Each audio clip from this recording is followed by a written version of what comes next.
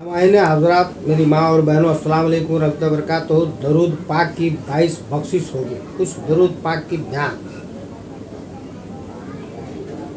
जिससे ईमान ताज़ा हो और दरूद पाक पढ़ने में दिल लगे, ये सोच करके मैंने यह बयान आप लोग के सामने पेश खिदमत कर रहे हैं। मुलाजा फरमाएं, हज़रत शेख अब्दुल वाहिद बिन ज़ैद रहमतुल्लाह ताला, जो कि बादशाह का मुलाजिम था, जो फस्क व फजूर और अक़लत में मशहूर था, एक दिन मैंने ख्वाब में देखा कि सैयद दो आलम सल्लल्लाहु ताला अलैहि वसल्लम के दस्ते मुबारक में हाथ दिया हुआ है। यह देख करके मैंने अर्ज किया, या रसूल अल्लाह, यह बदकिरदार बंदा है, यह अल्लाह ताला से मुंह फेरे हुए है। तो उसने अपना हाथ सरकार के दस्त मुबारक में कैसे रख दिया है? तो मेरे आका ए रहमत दो आलम सल्लल्लाहु ताला अलैहि वसल्लम ने फरमाया, मैं उसकी हालत को जानता हूँ और मैं उसे दरबार इलाही में ले जा रहा हूँ और इसके लिए दरबार इलाही में मैं शफाअत करूँगा। मैंने यह सुन करके अर्ज किया, या रसूल अल्लाह, किस सबब से उसको यह मकाम हासिल हुआ और किस वजह से उस पर सरकार की इतनी ज़्यादा नज़र इनायत है? आपने फरमाया कि यह सब कुछ उसके दरूद पाक पढ़ने की वजह से है। सामाईन हज़रात, दरूद कसरत से पढ़ें, अपने भाई को दुआओं से नवाजे, बयान को शेयर ज़्यादा से ज़्यादा करें, लाइक सब्सक्राइब जरूर कर लें। मुलाजा फरमाएं,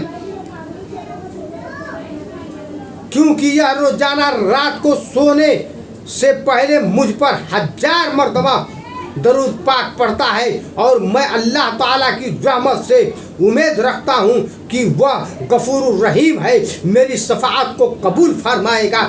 फिर मैं बेदार हुआ और जब सुबह हुई तो देखा कि वही शख्स मस्जिद में दाखिल हुआ और वह रो रहा था और मैं उस वक्त रात वाला वाक़या दोस्तों और नमाजियों को सुना रहा था। वह आया और सलाम करके मेरे सामने बैठ गया और मुझसे कहा, आप अपना हाथ बढ़ाइए कि मैं आपके हाथ पर तौबा करूं, क्योंकि मुझे रसूल अकरम सल्लल्लाहु अलैहि वसल्लम ने भेजा है कि अब्दुल वाहिद के हाथ पर जाकर के तौबा कर लो।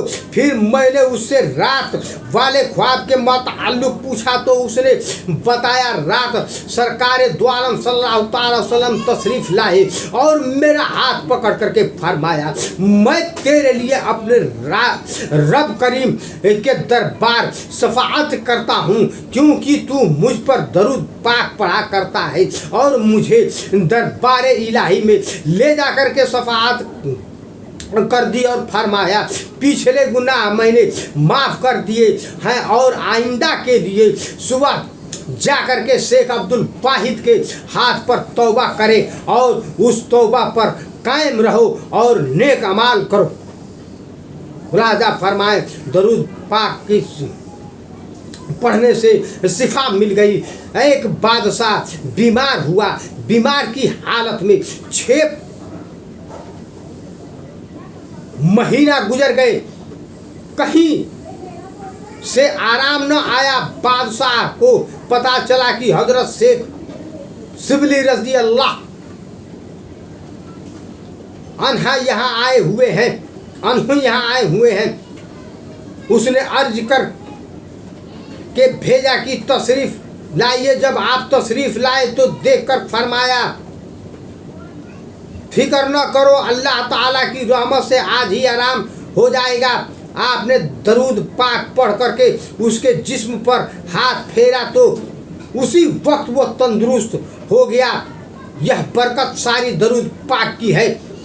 बिरादरान इस्लाम, माँ और बहनों, दरूद कसरत से पढ़ो, मुलाजा कीजिए, फरमाइए, दरूद पाक की बदौलत परेशानी दूर हो गई। हजरत काजी शरफुद्दीन बाजरी रहमतुल्लाह अलैह ने अपनी किताब तौसीक अली अला ईमान में हजरत शेख मोहम्मद बिन मूसा बिन नियामान का वाक़या नकल फरमाया।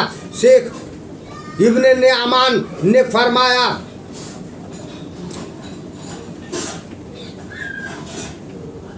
कि हम हज से वापस लौटे, काफिले रवा दवा था कि मुझे रास्ते में हाजत पेश आई और मैं अपनी सवारी से उतर करके मुंह पर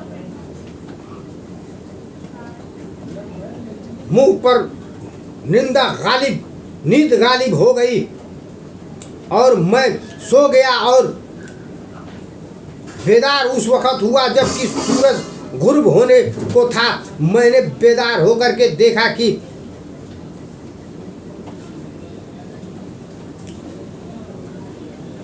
मैं गैराबाद जंगल में हूँ। मैं बड़ा खौफ ज़दा हुआ और एक तरफ चल दिया, लेकिन मुझे मालूम नहीं था कि किस तरफ जाना है और उधर रात की तारीकी छा गई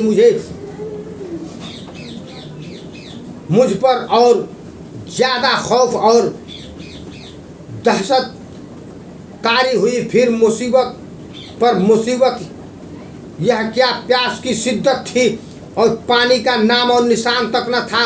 गोया मैं हलाकत के किनारे पहुंच चुका था और मौत का मुंह देख रहा था।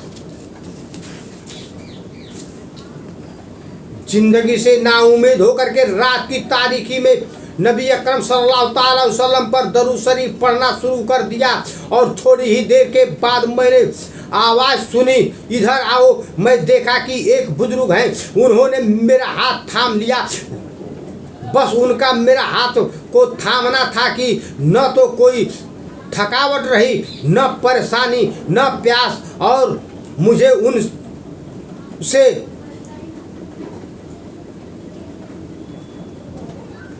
उनसे ऐसा हो गया।